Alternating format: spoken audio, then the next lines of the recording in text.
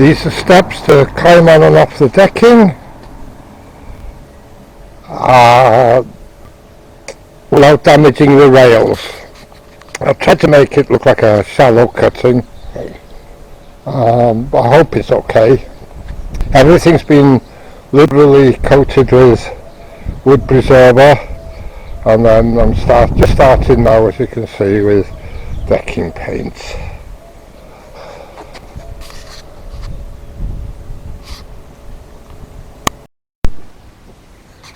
This is the extension I've made to the decking to accommodate a wider platform. I may put a station building on there sometime, not sure what yet. Had to be careful to allow enough clearance between the platforms and for the locomotive to pass freely between them, and yet to be close.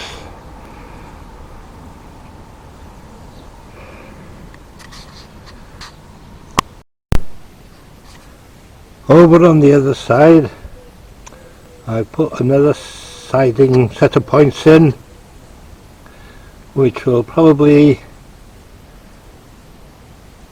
go along here as a quarry siding, branch line, whatever. I haven't quite made up my mind yet. I don't make any plans, so I'll just see how it develops. It's difficult to get this because it's always, I'm always in my own shadow. Never mind. The confetti effect everywhere, as you can see, is wisteria, apple blossom and clematis. No great shakes. It blows off in the wind and with the aid of a quick brush.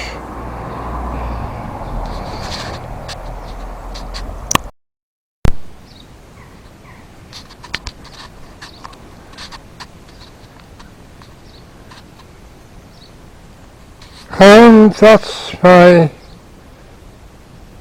quarry siding taking shape.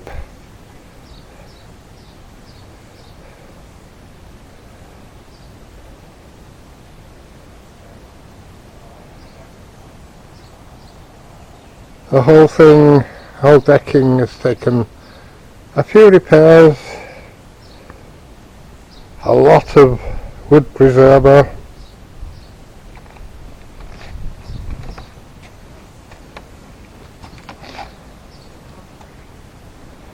and stain. Hope it looks reasonable anyway.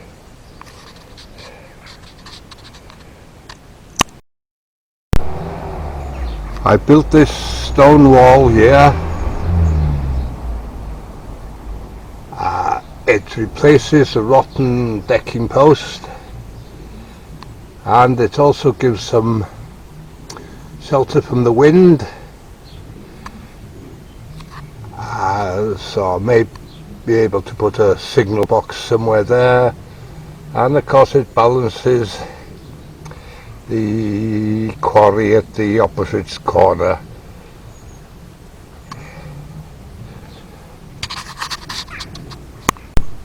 And over here I've done another stone wall to give a windbreak shelter for any station buildings I want to put up there. I think I found some that's quite suitable, or ones I can adapt anyway.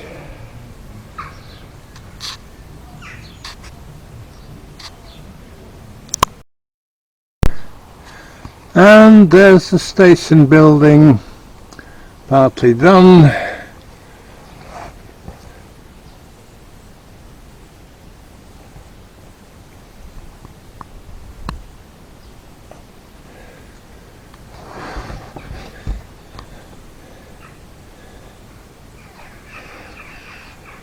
There's another building next door to the toilets to go on yet, but I've nowhere near finished even building that yet.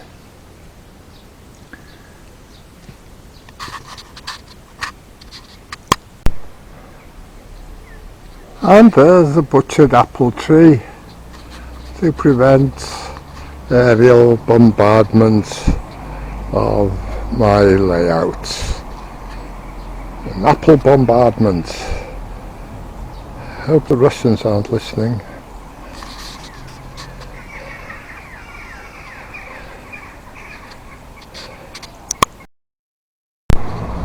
And that's the ticket office in place.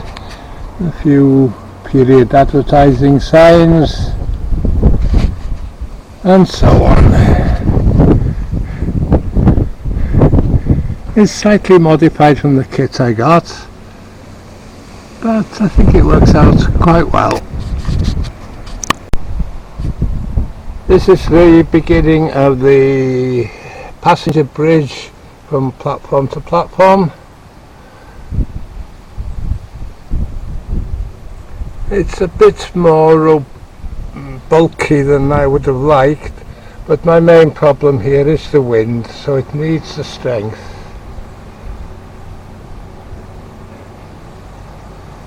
Well, it's the beginning of it. Need to get the steps going up and so on before I go much further.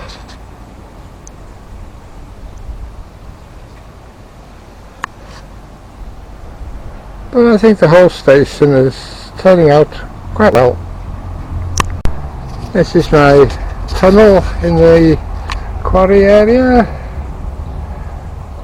The tunnel former is aluminium, courtesy of Robin, which is a nice idea and works well.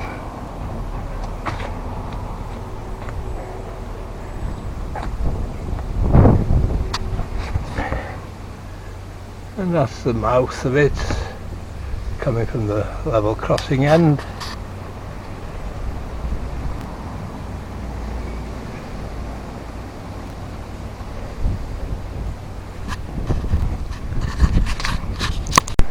The one thing I keep forgetting to mention is that the whole thing is 14 foot 6 inches by 10 foot 6 inches. It's large enough to get decent curves, radiuses on the corners, but small enough to keep expenses down and to fit in the available level area I've got. Right, lots more work to do, but we'll get there eventually. A few days down the line and I hope the tunnel looks a bit more realistic.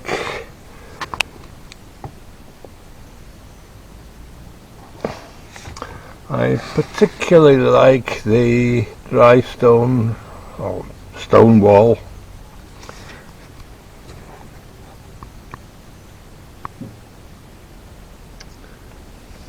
It's very easy to get a curve in them. You soak the sections in very hot water, curve them to shape, and then dip them in cold water and the curve gets set. They're made by a firm called SLH Creative in Bristol. They're very, very good.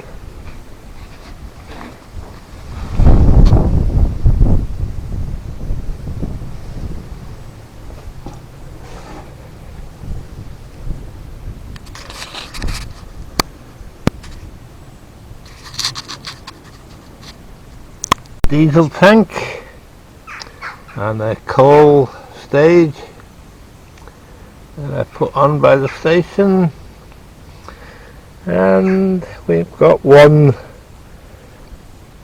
stairs to the pedestrian bridge at least, and a few posters on the end of the station to make it look a bit more colourful.